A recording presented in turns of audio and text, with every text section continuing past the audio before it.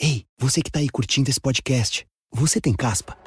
Ah, então nem precisa mais ficar com vergonha. Chegou a nova linha Dercos Anti-Caspa DS da Vichy. Ela elimina 100% da caspa visível, sem ressecar os cabelos. E para todos os tipos de cabelo, seco, normal ou oleoso. Dá até para usar blusa preta. Não é à toa que a Dercos Anti-Caspa é a marca mais recomendada por dermatologistas no Brasil e no mundo. Saiba mais.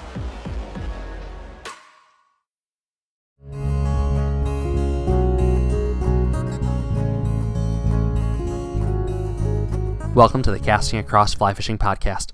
I'm Matthew of castingacross.com, where I explore the core and culture of fly fishing. Well, this is the 47th episode of the Casting Across Fly Fishing Podcast, so thank you for downloading, for listening, and for subscribing, as well as leaving a review on iTunes and giving it a rating. I do appreciate those of you who have taken the time to do so, and I'd encourage you, if you have a moment, to go ahead and leave a review and a rating as time permits. And additionally, if you have any questions, comments, feedback, anything like that regarding either the podcast or the content on castingacross.com, please do not hesitate to reach out. I'm Matthew at castingacross.com. You can use the contact form on the website. You can utilize all my social media links, Instagram, Facebook, Twitter, and I'm happy to interact. I mentioned before, I do my best within a day to get back to everybody. Every once in a while, something slips through the cracks, and especially if you leave a comment on the website, I don't think there's necessarily a mechanism to let you know that I've responded, but I have dutifully for years responded to every comment on the website.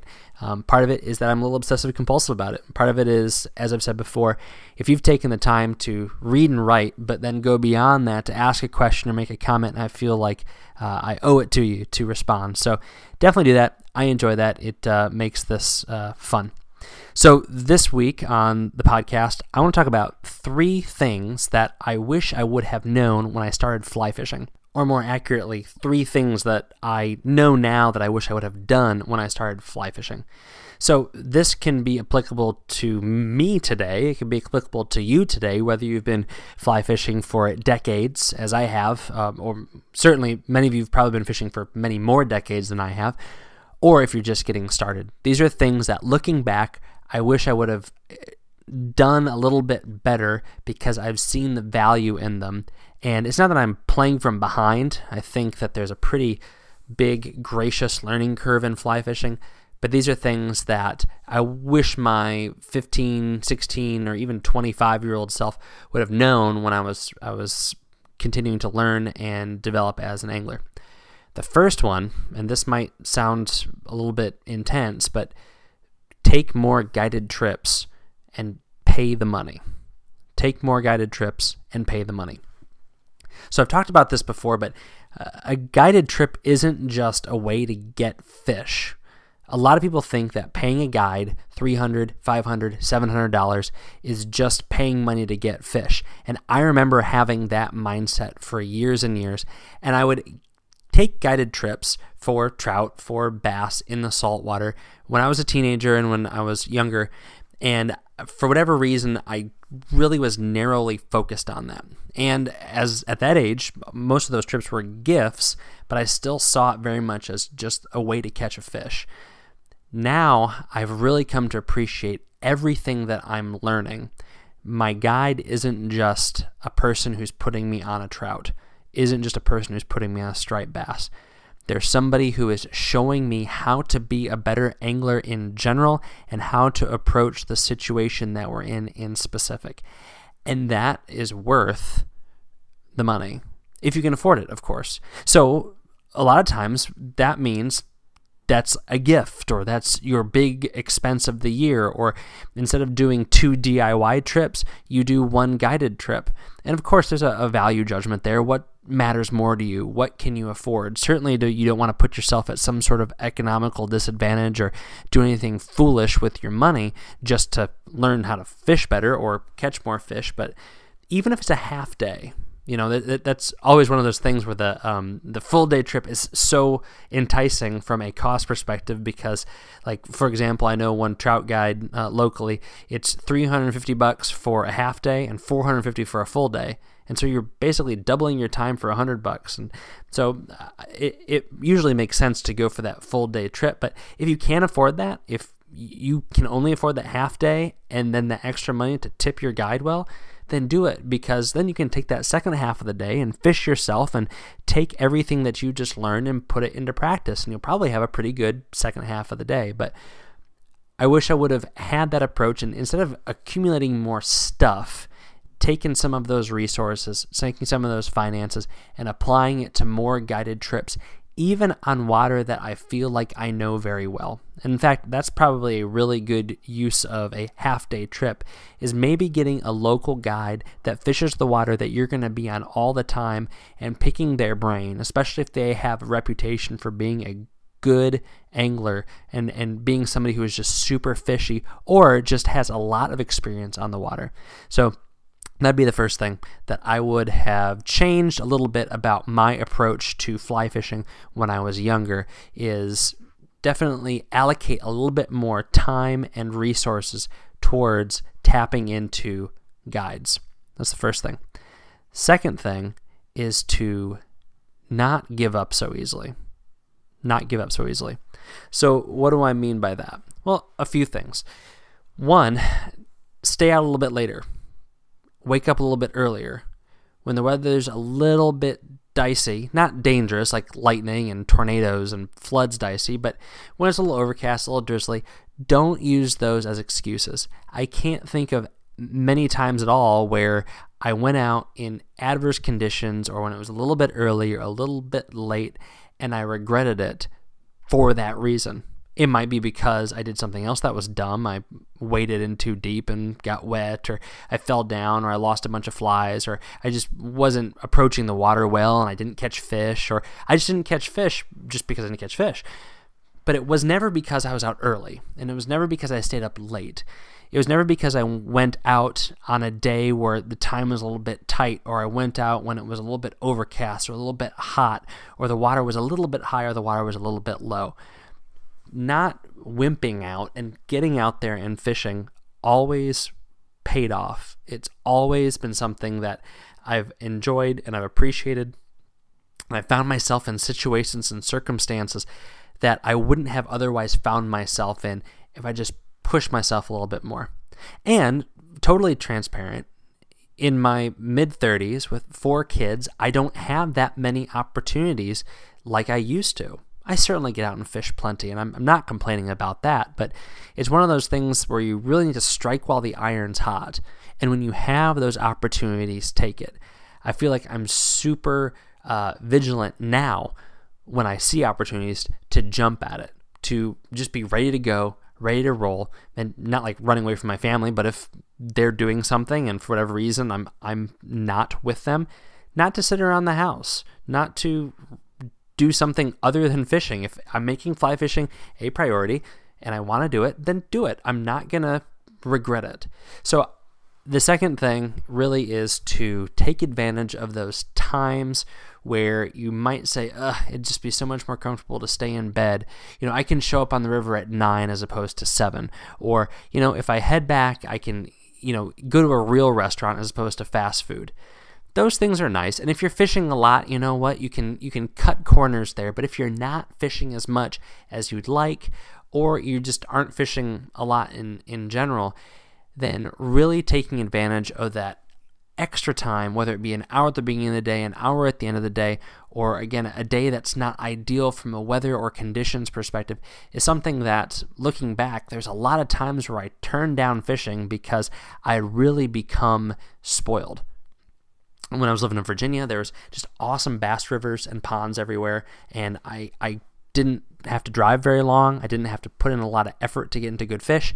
When I was living in Pennsylvania, the same was true of trout. There was trout everywhere. If the conditions weren't ideal, I said, I don't need to go fishing today. Well, now, and I've talked about this before on the podcast, sometimes those crummy weather days are some of the best days for catching fish. So that's one of the approaches that I really think I would have changed in hindsight, especially when I was living on really, really good water. All right, so first thing, guided trips. Second thing, don't wimp out. Don't cut corners when it comes time to get a little bit more fishing in. The third thing, and this has a certain significance to the podcast and to the website Casting Across, but I think this is also a good thing in general for anybody who fishes, whether you want to turn that into some sort of creative outlet or not, and that is to record what you're doing. Now, I'm not saying get a GoPro and wear it on your head and photograph every fish you catch. I'm not saying to hire a camera crew and follow you around. A journal, a very brief journal. Just if I had done that from the time I was, 13, 14, 15 when I started fly fishing to today, y'all would have a lot more exciting stuff to listen to and read about. I'd have a lot more material, and I'd have a lot more memories at my disposal. I feel like I can kind of remember most things, and sometimes a picture will spur it, or a particular piece of gear will bring it back, or as I'm driving through Maryland or Pennsylvania, Virginia, or even the Carolinas, I'll see something and say, oh, I remember that time I was there. But just sitting here right now in front of my computer, it's really hard to differentiate between this trip and that trip, especially, as I was just saying, when I was fishing as much as I was. For a while, I did keep a journal, just a composition book. I think I was in high school, so I had a lot of composition books. And so I started, and that lasted for a few years, but it tapered off and it dropped off. And it's really neat to go back and read some of those experiences, and only a few sentences can take me back. And I'm sure there's a lot of holes I'm filling in with other memories, but by and large, I can go back exactly to that situation, what I was doing, where I was, and it's amazing some of the things that you can remember. The fish you caught, the clothes you had on, the rod you were using, the car you were driving, what you ate that night. And as you get older and as things either become a little bit more dim as far as memory goes, or more memories kind of merge together and it's difficult to discern what was what and when was when, both from an angling perspective and from a personal perspective, those records, recorded memories, those stories, those journal entries, whatever you want to say, can be valuable, both for, again, angling purposes and personal purposes. So, angling purposes, you keep track. I caught this fish in this condition. I caught that fish in that condition. This hatch was going on. This is what the weather was. Now, there's a lot of folks that keep those kind of records only. It's a fish log. How many fish I caught, what they were biting on, what wasn't working, the weather, the barometer, all that sort of stuff. I'm a little bit less concerned about that. I know that there's a lot of people who do that, and there's actually apps out there on your phone that can kind of keep that information so it can be cataloged very easily and kind of viewed with some sort of metrics behind it. I'm more concerned personally about what happened and what I was doing, who I was doing it with. Those are the kind of things that make me smile 5, 10, 15, 20 years later. Not so much that the blue wing olives were 18, but I was catching them on 16s, even though there's a bunch of 18s on the water. Actually, that's kind of fun to think about, but just the specifics and the numbers and logistics aren't as exciting as those memories that are surrounding it. So I'd encourage you to do that. I'd encourage myself to do that, I guess. These are things that I'm saying them, and I mean them for you, for me, whether you are a new angler or you're somebody who's been fishing for a long time. These are the kind of things that I think you can benefit from, and they will improve your angling. So record, even if it's short. Went fishing today, caught a bunch of fish, broke my wading boot, fell in the water, but I had a great burger on the way home and did it with so-and-so. Something simple like that. You'll be surprised. You don't have to be some literary genius, particularly eloquent with the pen. You can even type it into the notes section on your phone. But to have something, I think you will appreciate that. I know I regret not doing it better when I was younger, especially when I was really young. That would have been fun to look back now at the way I thought about fly fishing when I was 16, 17, 18. So those are 3 things that I wish I would have done better when I was younger, that I knew when I was younger, but I definitely know now. Put more money and time towards guided fly fishing, stay out later, get up earlier, and fish on the ugly days more, and then keep a record of all of it. So those 3 things. Is there something that you know now as a mature fly fisher that you wish you would have known, or you wish you would have done that you knew but you didn't really pay attention to when you were a beginner fly fisher, or even just a few years ago? If so, let me know in the bottom of the page on castingacross.com under this podcast, or shoot me an email. Again, Matthew@castingacross.com, or any of the social media outlets that this podcast will be appearing in. It'd be great, and I anticipate doing a second podcast like this sometime in the future, so I might incorporate those if I agree. If I disagree, then maybe I'll mention it. But anyway, this week on castingacross.com, 2 articles as per usual. The first one was called, scrolling down on the website as I speak, "Don't Fly Fish with More Than You Need." And there's one of these knolled picture, Knoll, to knoll something. I don't know if I'm using it properly, the word, but it's where you line everything up. These were pretty in vogue for a while. You know, you line up all your fishing gear and take a picture of it.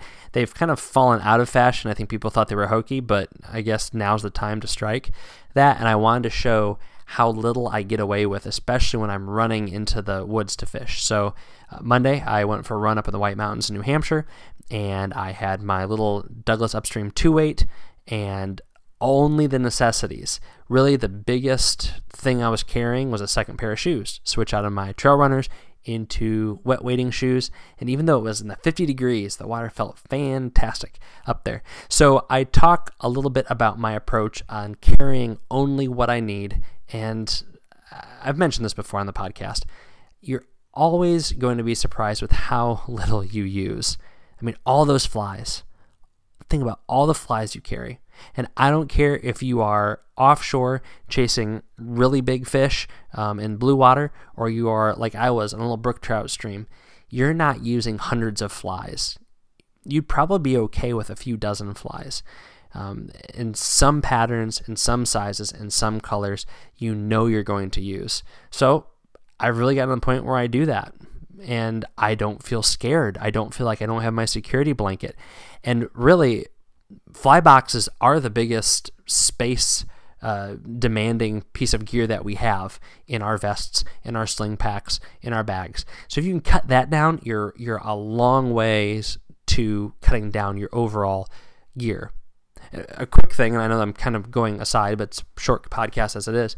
One of the great things I think to do is to have that core fly box, which is small, and then carry a big briefcase style box and have that in a backpack or have that stored away. That way, if you feel like, you know what, I might run into a situation where I do need a size 12 cinnamon ant, and I might need it in the situation, or might need this really obscure wet fly because there's a chance I caught a fish out here once 10 years ago. If you need that, that's your security blanket. Have it somewhere, but you don't need to have it where it's taking up that important space. So this is one way where I have gotten to think about what I really need. It's when I have a small hydration pack on because I'm running, and I'm very content with what I have. So don't fly fish with more than you need. That was Monday. Wednesday was an article called "Can You Get Away from Everything?" And this is really more of a heady kind of thinking about fly fishing and thinking about your approach to fishing. And I try not to be poetic or anything like that. That's not my intention. But it really is, fishing is getting away, but it's not like you're totally segregating your fishing life and your outdoors life from the rest of your life. Most of us think about important things that we have left behind when we're out fishing, and we can have great moments of clarity. And for you, if that's just introspection because that's what you do, or if you are the praying type and you're finding guidance when you're fishing or when you're running or you're hiking, either way, that can happen and that needs to happen. Otherwise, I think you embitter yourself towards your normal life. If fly fishing is this totally separate and different thing, your time in the woods is totally different and separate. You need to have some continuity between these two. So anyway, wrote a little bit about that on the post that was called can you get away from everything? So again, make sure you subscribe to the website. You'll hear about the new podcasts if they don't pop up automatically in your podcast player, but you'll also get those articles as well at castingacross.com. This week's recommendation is a book. Previously, in another podcast, I recommended About Trout, a book by Robert Behnke, and it was a compilation of his articles that appeared in Trout Magazine, the magazine you get when you're a member of Trout Unlimited. But Trout and Salmon of North America is kind of his magnum opus, and it's hard to believe, but the book is almost 20 years old. It's actually only 17 years old, but it is an amazing book, hundreds of pages, descriptions, beautiful illustrations of all of the fish, all the salmonids and char that you're going to find in North America. Dr. Behnke, the late Dr. Behnke, was the world's foremost expert on North American salmonids, and it's fascinating to see the history, the biology, and some of the kind of angling notes, because Dr. Behnke wasn't just a scientist. He was a scientist and a fly fisher, and he loved getting involved with the fish that he was writing about. I mentioned before that I had the privilege of spending a good amount of time with Dr. Behnke before he passed away, obviously. But this is a great book. It's a coffee table book. It's a reference book. It's a book that you can just read. It's a reference book that you can read. And if somebody writes a reference book that you can just sit down and read, that's the kind of book that you need to get if you're at all interested in the subject matter. And if you're listening to a podcast like this, you're probably interested in trout and salmon of North America.